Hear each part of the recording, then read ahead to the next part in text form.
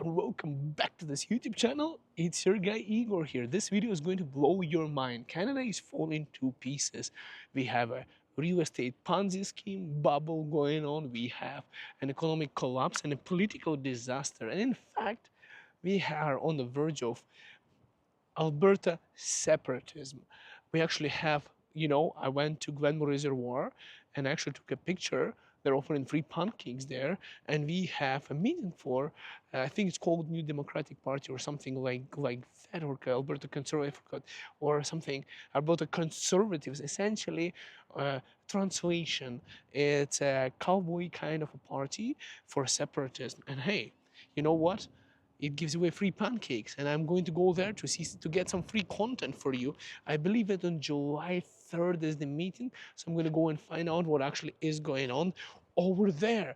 We have referendum coming up in Alberta with possible question of separating from Canada. We have Donald Trump, we have threats of annexation, and we have Mark Carney. This guy is going to blow your mind. It's insane what is actually happening. I want to tell you something very important right now. Uh, we just watch this video. I'm going to tell you something very important in a moment, what actually has happened with Mark Carney. But I'm going to bring up one more important thing. We have Pierre Poilievre. Pierre Poilievre looks like he's coming back in August. So we'll see on the by-elections if he's coming back and how it's going to turn out. But it will be interesting to see that person come back. But we have a liberal disaster that has been happening for a decade now, and it's keep on coming. And of course, guys, we had the promise of elbows up. We had a promise that Canada is going to stand up for Canadians. And even though I was never a big fan of Mark Carney, I still had the wishful thinking that this person is going to make Canada great, Canada better. And well, frankly, he'll be better than Justin Trudeau. He looks more mature. The things he's saying and the way he acts looks better, but I don't judge people by the words. I judge them by their actions. So if you look at it this way, there was a digital sales tax, and this is what actually going to blow your mind, that they put into legislation. It has to go through the parliament and everything, right? So it's a legislation thing that you have to put in. And it's insane to see that party that said we'll be standing up to Donald Trump and everything. Donald Trump goes on his Truth Social, like Twitter, and he just texts something there, and in less than 2 days, no remarks from the government of Canada, they just go ahead and change our legislature-based legal system in Canada to make American president happy, Americans happy.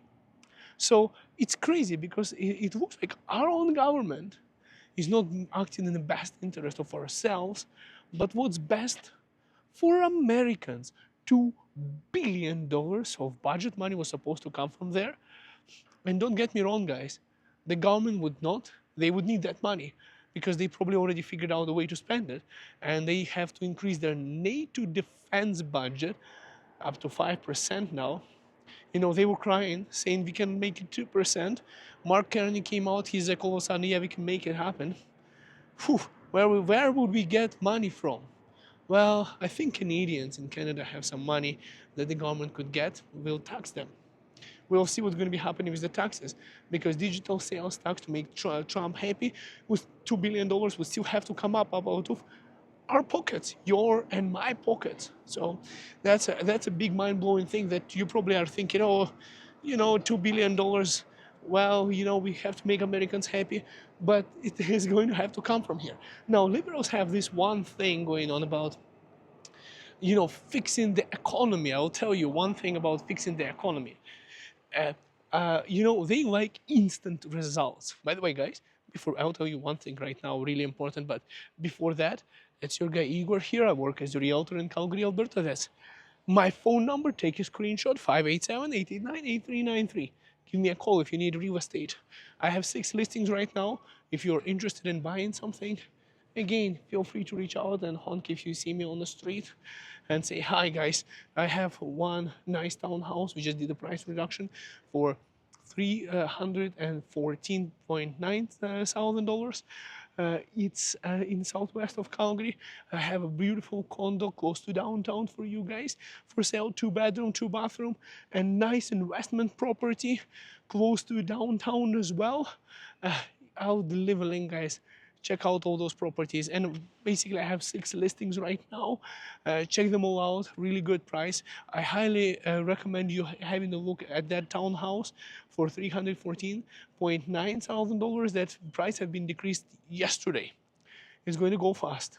Out of all the listings that I have, I would point your attention to that one in particular because I think it's getting to a really good price range where it's going to go. So if you want to have a townhouse, first home in Canada, check this out.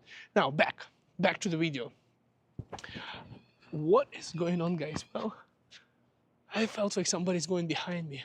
It's crazy. I'm thinking somebody from the government might come actually behind me after saying all of these things on this channel. But if you look at this, guys, you know why Trump said, well, I don't like conservatives. Everyone wanted to say that. I'll tell you about the liberal, how they like to act in a moment. Just to tell you, bring one thing up about Mark Carney.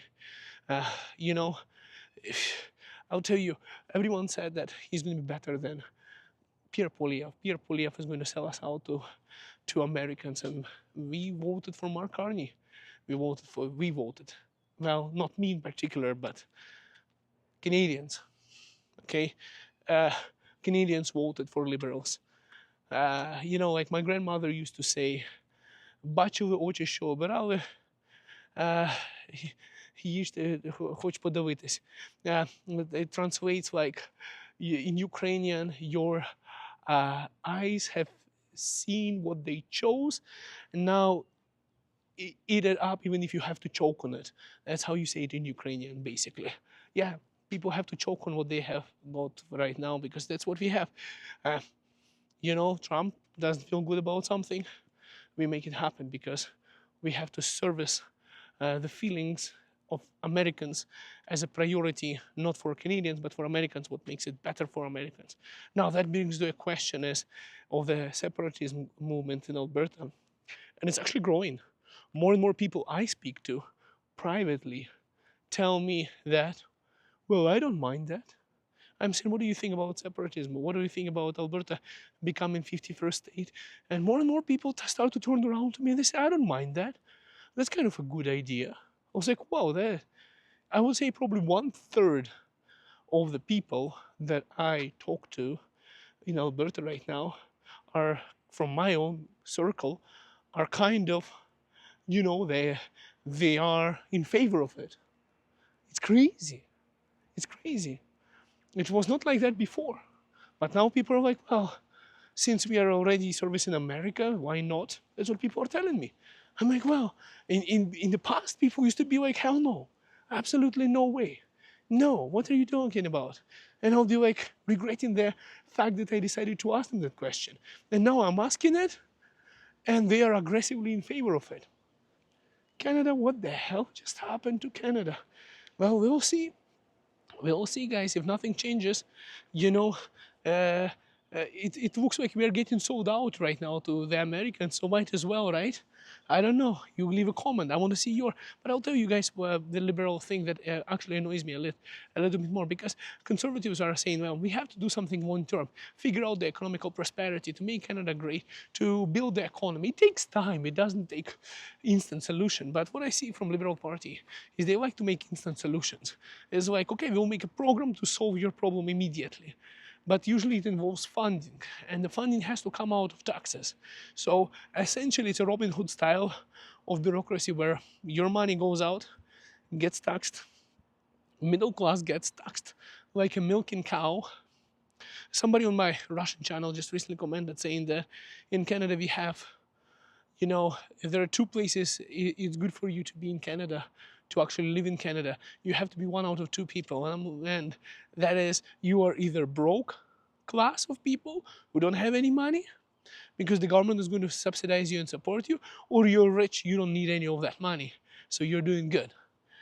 The toughest place in Canada and the biggest burden in Canada is to be a middle class, where majority of people are, and actually it got poorer over the last decade. So that's the class that actually pays the most taxes to make those people who are broke survive, come more comfortably. Those are the guys who pay the biggest burden on the tax, and that's where majority of Canadians are, a middle class. I call it a milking cow for Canadian economy. And honestly, guys, it's insane. The amount of taxes we are paying, the amount of things that are happening. And it was just heartbreaking for me to see when, the government didn't come out. It's almost like he went, tweeted something, our government just swallowed their pride, and they're like, yeah, we took many, many months sitting down, having meetings. Oh, there is a deer eating a bush. What? That's something I didn't expect to see right now. Where is that? Am I showing it correctly? There it is. What? Anyways, Canada is a beautiful country. If you haven't figured that out, it could be a great country as well. It used to be a great country. It's still one of the best countries in the world. But I don't want to be Canada calling it one of the best countries. I don't want somebody to come out and say, well, Canadian economy is 16 times smaller than American economy. They're nobody. Like if you go and watch some Fox News, they're just treating us as a dependent of the United States, saying that, these guys are just sitting on our necks, you know, trading with us. There's no benefit of Americans, for Americans to have Canadians as dependent children and stuff like that. And on top of it, Canadians are ripping them off.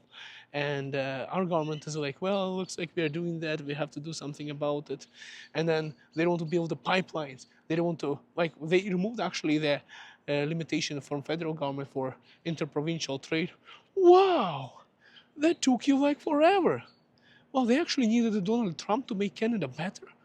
They needed somebody who's going to come out and tell Canadians, you need to stop restricting your interprovincial trade. No way. I'm just, I'm kind of grateful for Donald Trump for doing this to us in Canada so that, we have to now think out of the box and fix the system that was broken for all these years and nobody thought of fixing it. Bright minds sitting there in power for decades and decades, not even thinking about it, that this might happen. Who could have predicted it? Yeah, really? But this is actually the situation. And I think that, Trump is there for how many more years? 3 years more? Anyways, we have to somehow survive. But I'm just saying that we still have our own problems to fix. And it's good that that guy pointed out those problems to us. And now we have something to work on. But it's also kind of sad to see that, okay, maybe I'm against digital sales tax. Maybe I'm against that myself. But I would want to see some more strength in the government to say, hey, look, this was our legislation. We cannot just simply cancel it like that overnight on a private phone call with Trump. But they did. They did. And it's a signal. And the signal is, we are weak. We need you. Daddy, like somebody called Donald Trump, Daddy, we got to listen to Daddy. And it's sad. I want Canada to be stronger. I want Canada to be better. Because right now, we're just getting consumed. It's like the entire system was built. It's all. Guys, I'm from Ukraine, and I want to tell you something you might not want to hear, and that is Ukrainian government, Ukrainian state was built by the Russian government in such a way that would be dependent state on Russia. And that's why we have a conflict there, because a dependent state on Russia that had political influence and other kind of influences decided to be independent from Russia and move to the West. That's why it got invaded. Just keep that in mind. That was a sphere of influence, they said. Ukraine was a sphere of influence of Russia. And then Ukrainians said, we want to be free. We don't want to be anyone's backyard or sphere of influence. Just think about it. Sphere of influence. Sphere of influence. Yeah, think about it. When you look at Canada, think about it too. Why was there all this interprovincial trade restrictions? Why is the system built like that? What if US has a sphere of influence over Canada in some way? Think about it. Thanks. We'll see you in the next video. Bye for now.